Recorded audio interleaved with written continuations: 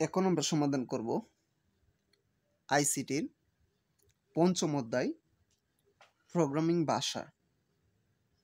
একটি গুরুত্বপূর্ণ প্রশ্ন, তিনটি সংখ্যার মধ্যে ক্ষুদ্রতম সংখ্যাটি নির্ণয়ের অ্যালগরিদম, ফ্লোচার্ট ও সি প্রোগ্রাম। আমরা একটা ভিডিওতেই তিনটা নির্ণয় করে দেখাবো। আমরা এখান থেকে অ্যালগরিদম নির্ণয় করব, ফ্লোচার্ট নির্ণয় করব ও সি প্রোগ্রাম নির্ণয় করব। একদম সহজভাবে আমরা নির্ণয় করার চেষ্টা করব। তোমরা যদি সম্পূর্ণ দেখো তাহলে অবশ্যই বুঝতে পারবো। তার জন্য আমাদের প্রথমে একটা কি করতে হবে, আমরা ফ্লোচার্ট নির্ণয় করব, তারপর এখান থেকে আমরা অ্যালগরিদম নির্ণয় করব এবং এই ফ্লোচার্ট দেখেই আমরা সি প্রোগ্রাম নির্ণয় করতে পারবো। তার মানে আমরা যদি ফ্লোচার্ট নির্ণয় করতে পারি তাহলে অ্যালগরিদম নির্ণয় করাও পারবো, আমরা সি প্রোগ্রাম নির্ণয় করাও পারবো। আচ্ছা, ফ্লোচার্ট নির্ণয় করার জন্য আমাদের কি করতে হবে, প্রথমে শুরু করতে হবে। তাহলে আমরা কি দিব, আমরা দিলাম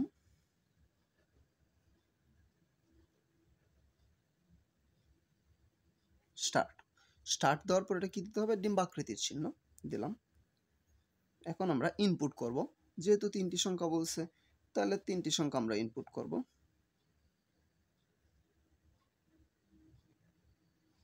ইনপুট এ বি সি, এটা দিতে হবে আমাদের সামান্তরিক চিহ্নের মধ্যে।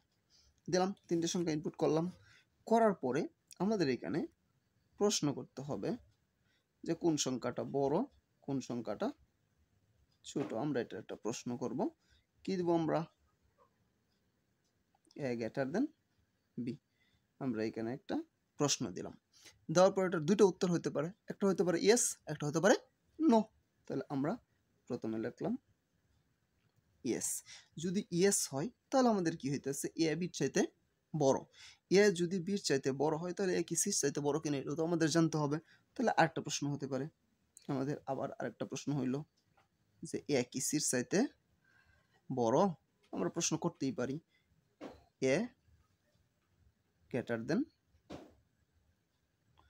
সরি আমাদের এটা লেস দেন দিতে হবে, এ লেস দেন সি, এ লেস দেন বি, এ কি বির চাইতে ছোট কিনা। এখানে দুইটা প্রশ্ন, আমাদের দুইটা উত্তর হতে পারে, একটা ইয়েস একটা নো। যদি আমাদের এ বির চাইতে ছোট হয় তাহলে প্রশ্ন করতে হবে এ কি সির চাইতে ছোট কিনা। তাহলে আমাদের এ লেস দেন সি প্রশ্ন করলাম। এখন এ লেস দেন সি, এটারও দুইটা উত্তর হতে পারে, একটা হতে পারে ইয়েস, একটা হতে পারে নো।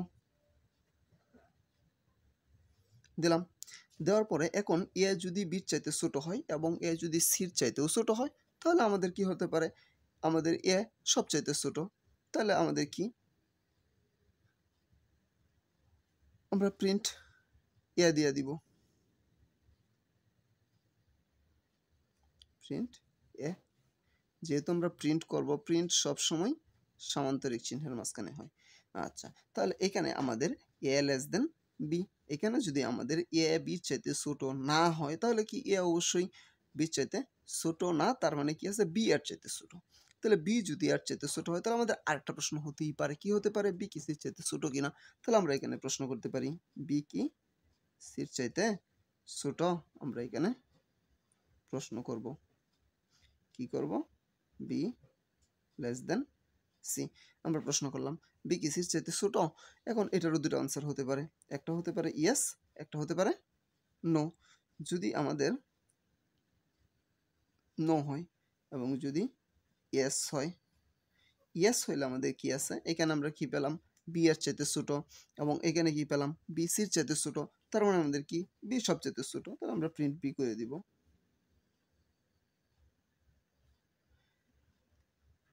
প্রিন্ট কি দিলাম আমরা, বি দিলাম সামান্তরিক চিহ্নের মধ্যে। দেওয়ার পরে আমাদের এখানে নোটা বাকি আছে। যদি আমাদের বি লেস দেন সি এটা যদি নো হয় তার মানে কি আছে, বি সির চাইতে ছোট না। বি যদি সির চাইতে ছোট না হয় তাহলে কি আছে, বি আমাদের বড়, সি হইতেছে ছোট, তার মানে সি বির চাইতে ছোট। আবার এখানে প্রশ্ন কি করছিলাম, এ লেস দেন সি, এ কি সির চাইতে ছোট কিনা। যদি এ সির চাইতে ছোট না হয় তাহলে আমাদের উত্তর কি হবে, সিটা ছোট, এ বড়, তার মানে কি সি এর চাইতে ছোট। তার মানে আমরা এখানে কি পেলাম, সি বির চাইতে ছোট, এখানে কি পেলাম, সি এর চাইতে ছোট। তার মানে সি যদি এর চাইতেও ছোট হয়, বির চাইতেও ছোট হয়, তাহলে অবশ্যই আমাদের সি সবচাইতে ছোট নাম্বার। তাহলে আমরা প্রিন্ট করে দিব সি।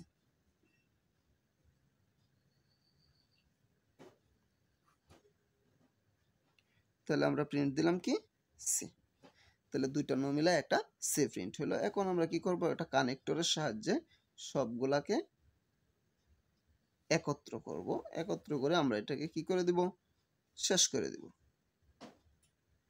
তাহলে আমরা কি করছি, এন্ড হয়ে গেছে, শেষ হয়ে গেছে। তাহলে আমরা শুরু করছি, তিনটা সংখ্যা ইনপুট করছি, আমরা প্রশ্ন করছি এ, আমাদের একটু কাটাকাটি হয়ে গেছে, এ লেস দেন বি।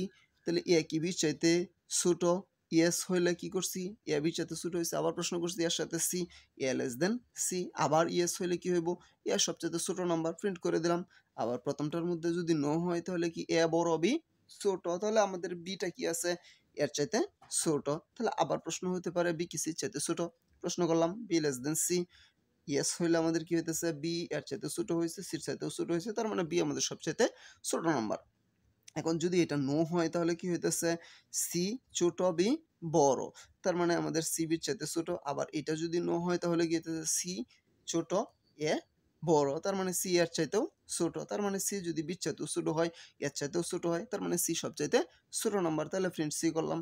এখন তো যে কোনো একটা হতে পারে, এই কারণে আমরা তিনটা একসাথে করলাম, একটা কানেক্টরের মাধ্যমে একসাথে করে আমরা এন্ড করে দিলাম, শেষ। এখন এইটা দেখে দেখে আমরা কি করতে পারবো, একটা ফ্লো অ্যালগরিদম নির্ণয় করতে পারবো। তার জন্য আমরা অ্যালগরিদম নির্ণয় করব। অ্যালগরিদম নির্ণয় করা একদম সহজ। তাহলে আমরা এটাকে একটু এই সাইডে রাখলাম, এই সাইডে রাখার পরে আমরা এখান থেকে অ্যালগরিদম নির্ণয় করব, এটা দেখে দেখে। তাহলে আমরা অ্যালগরিদম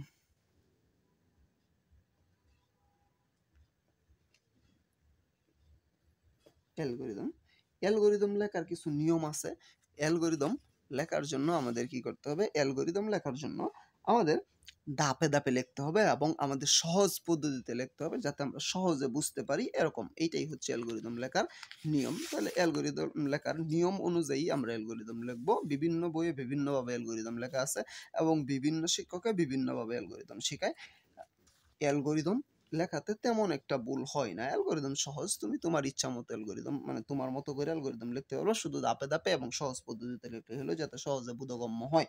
তাহলে আমরা প্রথমে কি করছিলাম, স্টার্ট করছিলাম, তার মানে শুরু করছি। তাহলে ধাপ এক শুরু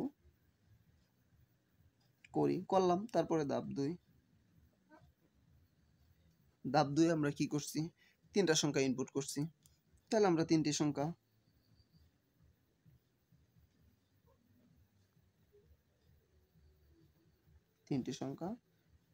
এ বি সি ইনপুট করলাম। এরপরে ধাপ তিন নম্বর ধাপে কি আছে, আমরা প্রশ্ন করছি এ লেস দেন বি কি সত্য, এ লেস দেন বি কি সত্য, আমরা প্রশ্ন করছি। প্রশ্ন করার পরে আমরা উত্তর দুইটা পাইছি, একটা ইয়েস একটা নো। যদি ইয়েস হয় তাহলে আমরা কি করছি, আমরা পরবর্তী ধাপে গেছি। যদি ইয়েস হয়, হ্যাঁ হইলে আমরা কি করছি, কয় নং ধাপে গেছি, এটা আমরা 1 2 3 4 নং ধাপে গেছি। যদি আমাদের এটার দুইটা অংশ দিব আমরা, ক হ্যাঁ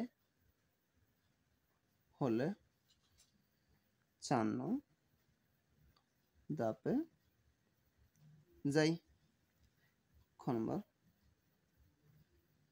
না হলে, এটা কোন নং ধাপ, 5 নং ধাপে যাই।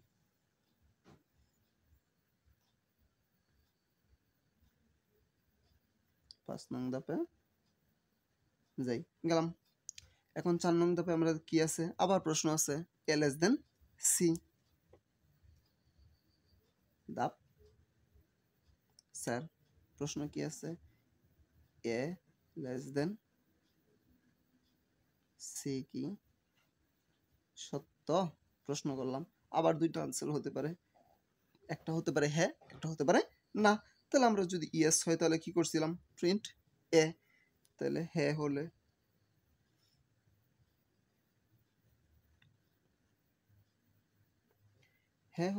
আমরা কি করছি, এ প্রিন্ট করি। যদি না হয় তাহলে আমরা এখানে কি করছিলাম, না হইলে আমরা সি প্রিন্ট করছি, তাহলে আমরা এখন লিখে দিব না হলে সি প্রিন্ট করি, না হলে সি প্রিন্ট করি, করলাম। এর পরবর্তীতে আমরা কি করছি, আবার এদিকে 5 নং ধাপটা আছে, 5 নং ধাপে আমাদের আবার একটা প্রশ্ন করছিলাম, ধাপ 5 নং ধাপে আমাদের প্রশ্নটা কি আছে, প্রশ্ন আছে কি B less than C, B less than C কি সত্য, এটার দুইটা উত্তর হতে পারে। একটা উত্তর কি আছে, একটা উত্তর হতে পারে নো, একটা উত্তর হতে পারে ইয়েস। ইয়েস হইলে আমরা কি করছি, বি প্রিন্ট করছি।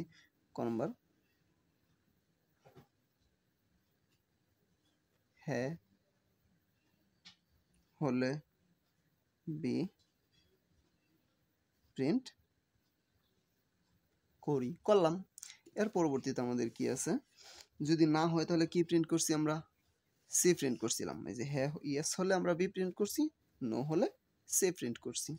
তারপরে কি করছি আমরা, খ নম্বর, না হলে সি প্রিন্ট করি। ধাপ 6 নম্বর ধাপে আমাদের কি আছে, ফলাফল প্রকাশ করি বা প্রদর্শন করি, ফলাফল প্রকাশ করি, করলাম। ধাপ 7 নম্বর ধাপে আমাদের কি আছে, 7 নম্বর ধাপে আমরা কি করছি, শেষ করছি, তাহলে শেষ করি। এই তো শেষ হয়ে গেল আমাদের একটা অ্যালগরিদম, শেষ। অ্যালগরিদম একদম সহজে আমরা লিখলাম। এর পরবর্তীতে আমাদের কি করতে হবে, একটা সি প্রোগ্রাম লিখতে হবে। আচ্ছা, এখন আমরা একটা সি প্রোগ্রাম লিখব। তার জন্য আমাদের এই যে যে ফ্লোচার্টটা ছিল এটা থেকে আমরা সি প্রোগ্রামটা নির্ণয় করব। এটার জন্য আমাদের সি প্রোগ্রাম, আচ্ছা সি প্রোগ্রাম লেখার জন্য আমাদের কিছু নিয়ম আছে। সি প্রোগ্রাম লেখার জন্য প্রথমে আমাদের যে জিনিসগুলো লিখতেই হবে এটা হচ্ছে, আমরা প্রথমে একটা হ্যাশট্যাগ দিব, তারপরে আমাদের ইনক্লুড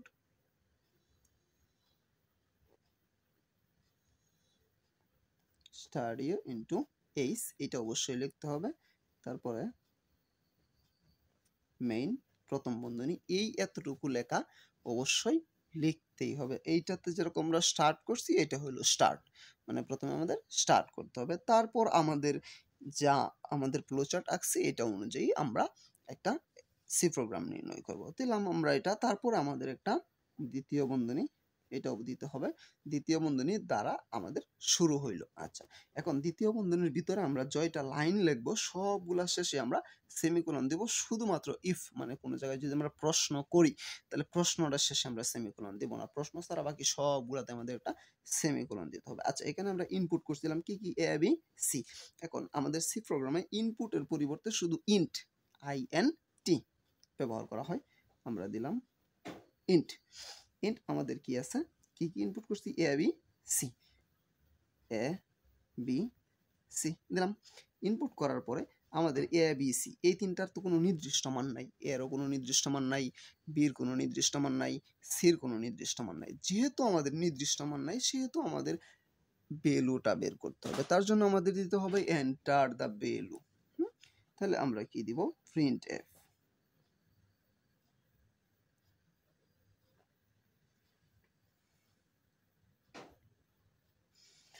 প্রিন্ট এফ প্রথম বন্ধনী ডাবল ইনভাইটেড কমা, আমরা দিব এন্টার দা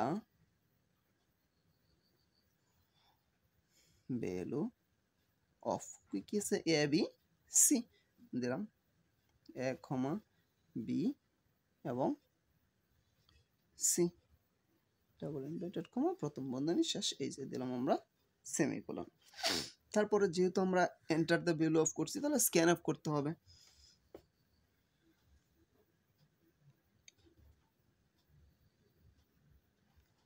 দিলাম আমরা স্ক্যান অফ দেওয়ার পরে double inverted comma percent D percent D percent D দিলাম double inverted comma comma and A comma and B comma and C দিলাম। এখন কথা হচ্ছে আমরা পার্সেন্ট ডি কেন দিলাম? পার্সেন্ট ডি মানে হচ্ছে আমাদের ডেসিমাল সংখ্যায় প্রকাশ আমরা এই যে সংখ্যাগুলা প্রকাশ করব, কারণ এর নির্দিষ্ট কোনো মান নাই, বি নির্দিষ্ট কোনো মান নাই, সি নির্দিষ্ট কোনো মান নাই, এটা আমরা ডেসিমাল সংখ্যায় প্রকাশ করব। আর এন্ড কেন ব্যবহার করা হয়? এন্ড হচ্ছে এইটার যে নির্দিষ্ট একটা স্থান বোঝায়, মানে কোন জায়গায় এটা যাবে, নির্দিষ্ট একটা ফাইল বা নির্দিষ্ট একটা স্থান এখানে বোঝানো হয় এন্ড এর মাধ্যমে। আচ্ছা দিলাম আমরা। দেওয়ার পরে আমাদের প্রশ্নটা কি ছিল? আমাদের প্রশ্নটা ছিল এ লেস দেন বি। তাহলে আমরা প্রশ্ন মানে কি ইফ কি দিলাম আমরা প্রশ্ন। এর আমরা কয়টা প্রশ্ন করছি? দুইটা প্রশ্ন, একটা এ লেস দেন বি, একটা এ লেস দেন সি। যেহেতু এর দুইটা প্রশ্ন করছি তাহলে এর দুইটা আমরা একসাথে দিব। কি আছে আমাদের? এ লেস দেন বি, এখানে আমাদের যদি এবং বুঝাইতে হয় তাহলে আমাদের দুইটা এন্ড ব্যবহার করতে হবে। কি আছে তাহলে? এ লেস দেন সি। দুইটা প্রশ্ন আমাদের ছিল। এবার প্রথম বন্ধনী দ্বারা আবদ্ধ করলাম। কি বলছিলাম? ইফ এর মাঝখানে আমাদের বা প্রশ্ন করলে এখানে কোনো সেমিকোলন হবে না। তাহলে আমাদের এ লেস দেন বি, এ লেস দেন সি এই দুইটাই যদি সত্য হয় তাহলে আমাদের কি প্রিন্ট করছিলাম? আমাদের প্রিন্ট করছিলাম এ। যেহেতু প্রিন্ট আমরা এ করছিলাম তাহলে আমরা এখানে প্রিন্ট দিয়ে দিব প্রিন্ট এফ আমরা কি দিব? তাহলে এ আমাদের কি সবচেয়ে ছোট সংখ্যা, তার জন্য আমরা দিব লোয়েস্ট নাম্বার। লোয়েস্ট নাম্বার সমানগুলো আমরা একটু লম্বা দিব এ। লোয়েস্ট নাম্বার এখানে আমাদের পার্সেন্ট আগে ডি দিতে হবে। Percent D double inverted comma comma তারপরে এ সেমিকোলন দিলাম। তার মানে আমরা এ প্রিন্ট করে দিলাম। এখন আমাদের কি বাকি আছে? বি বাকি আছে। আচ্ছা প্রথম আমরা ইফ দিছি, পরেরটা আমরা দিব কি? Else if. আচ্ছা তাহলে আমাদের কি আছে?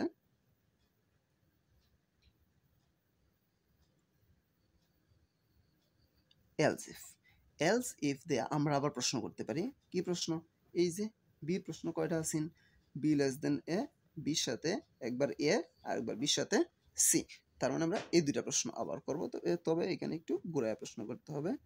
বি লেস দেন এ, তারপরে আমরা দিব ডাবল এন্ড দেওয়ার পরে আবার বি লেস দেন সি দিলাম। দেওয়ার পরে আমাদের কি হয়েছে? এই দুইটা যদি সত্য হয় তাহলে আমাদের প্রিন্ট কি করছি? আমরা বি প্রিন্ট করছিলাম। তাহলে আমরা প্রিন্ট এফ দিয়ে দিব প্রিন্ট এফ কি? লোয়েস্ট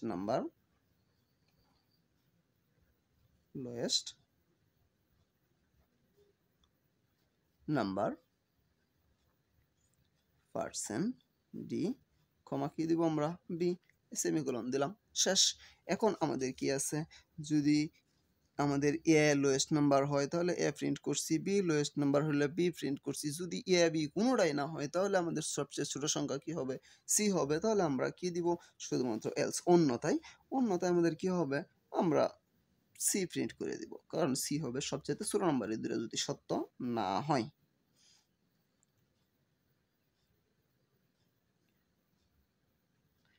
এলস আমাদের কি হবে?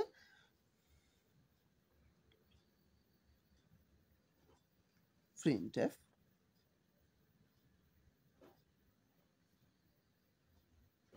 লোয়েস্ট নাম্বার পার্সেন্টলি সি দিলাম, শেষ।